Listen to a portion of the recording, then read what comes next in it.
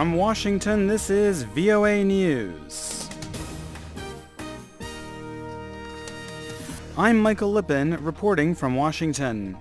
U.S. President Barack Obama arrives in Ethiopia on the first ever visit to the country by a serving American leader. Mr. Obama flew to Addis Ababa on Sunday for 2 days of talks with African leaders on issues such as terrorism, human rights, and the civil war in South Sudan. Earlier in the day, he ended a landmark visit to Kenya with a speech to thousands of students at a stadium outside the capital. VOA White House correspondent Aru Pande has more from Nairobi.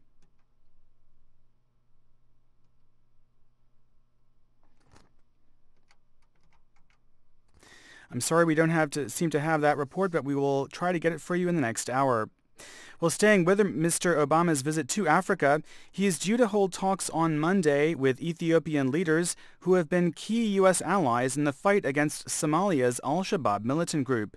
On Tuesday, the U.S. president is expected to visit the African Union headquarters in Addis Ababa before flying back to Washington. Syrian President Bashar al-Assad has acknowledged that his military has given up some regions of the country as it battles insurgents. In a speech broadcast live on state television on Sunday, President Assad said, "We must define the important regions that the armed forces hold on to so that they don't allow the collapse of the rest of the Syrian areas." Mr. Assad also said that countries that stand up for their rights ultimately go on to win their battles, as Iran eventually did in its nuclear negotiations with the world community. You're listening to VOA News.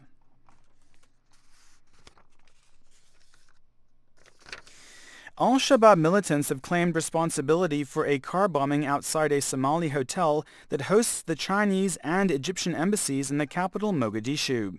Sunday's attack killed 13 people and wounded 25 others. It targeted the Hotel Jazeera near Mogadishu International Airport. The hotel often is used by Somali members of parliament and journalists, as well as foreign diplomats. Local media reported that most of those killed were civilians, including a local TV journalist. Somali officials have released no details about the victims. Nigerian authorities say a female suicide bomber has killed 14 people at a market in the country's northeast. Witnesses said the early Sunday blast also wounded around 50 other people. The attacker struck the entrance of a market in the town of Damaturu, the capital of Nigeria's Yobe state. There was no immediate claim of responsibility.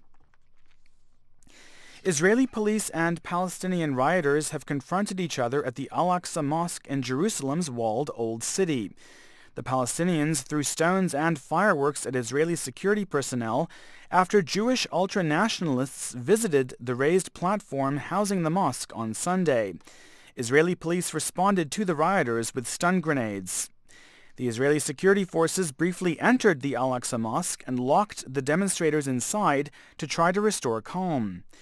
The Jewish ultranationalists' visit coincided with the Jewish observance of Tisha B'Av, the annual day of mourning for the destruction of the historic Jewish temples at the site, which Jews revere as the Temple Mount.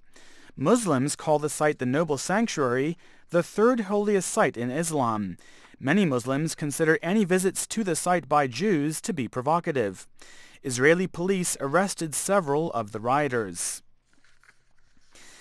Afghan authorities say the Taliban militant group has captured a key northeastern military base in overnight fighting, which ended with more than 100 Afghan security forces surrendering to the insurgents.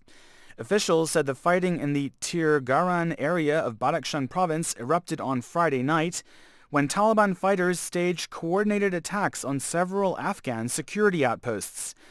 A provincial official said border police personnel at the base surrendered to the Taliban because they were besieged and did not get reinforcements from the Afghan central government. In a statement, the Taliban said its fighters took control of several security installations in the area and captured 110 Afghan national security personnel. I'm Michael Lipin in Washington.